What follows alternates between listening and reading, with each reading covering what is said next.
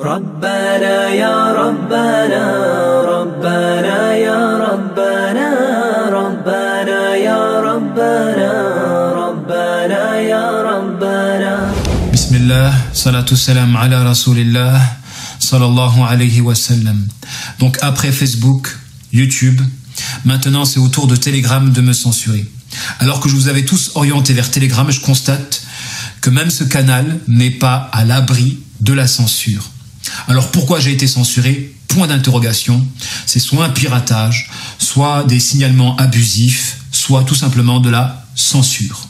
Un sage disait: si tu veux savoir qui est dans la vérité, alors regarde vers où s'orientent les flèches de l'hypocrisie et de la mécréance. Parce que franchement, j'ai deux principaux groupes d'adversaires, à savoir les hypocrites et les gouvernements.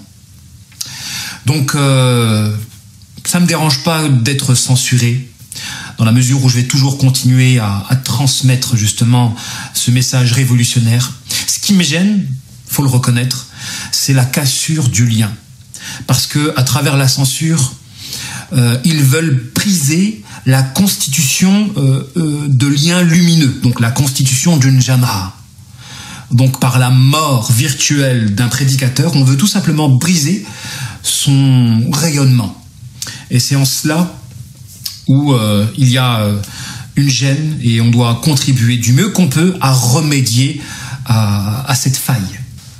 Donc cet incident me donne à réfléchir sur la nécessité de cultiver notre indépendance. La nécessité de cultiver notre indépendance et de ne pas dépendre de canaux, de médias qui peuvent du jour au lendemain nous censurer jusqu'à briser tous les liens que nous travaillons à constituer.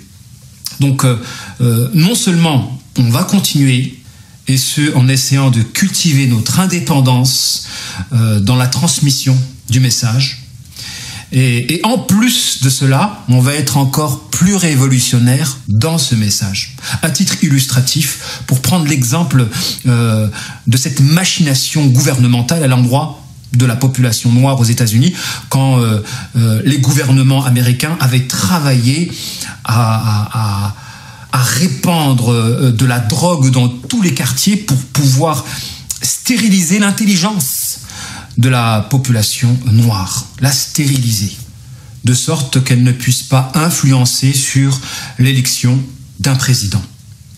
Donc il y a plein de documentaires qui vont dans ce sens et qui le démontrent. Eh bien, en France, on n'a pas été épargné par ce style de machination, que ce soit par l'école, quand on désoriente les élèves, ou par la musique, quand on veut pervertir justement les jeunes issus de l'immigration, que ce soit par le système judiciaire, par le fait d'enfermer plus longtemps donc les jeunes issus de l'immigration, ou que ce soit par l'action de déverser de la drogue dans les quartiers.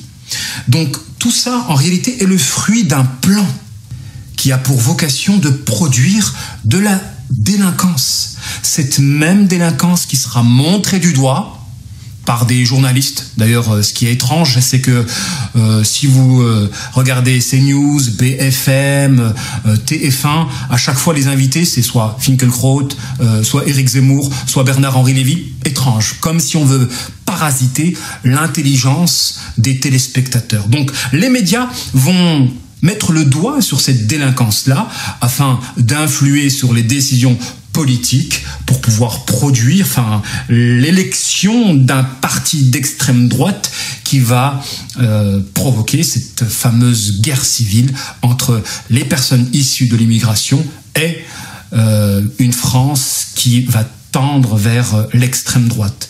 Tout ceci est calculé par des gens qui réfléchissent à générer un clash civilisationnel. Et les gens n'en prennent même pas conscience. Ils se font arnaquer, et les Français souches en premier. C'est pourquoi il est nécessaire de se réveiller afin de dénoncer cette machination qui se trame en filigrane derrière le système. Et naturellement, ce discours révolutionnaire ne plaît pas. C'est pourquoi, bihaoulillah, Inch'Allah, mon objectif, je vais réouvrir un canal Telegram avec la même adresse. Je vous invite à vous réabonner, de sorte que lorsque l'on aura constitué un bon petit groupe, je vous dirai où émigrer, Inch'Allah. On lâche rien. Si on est autant sujet à des hostilités, cela veut dire que l'on est dans le vrai.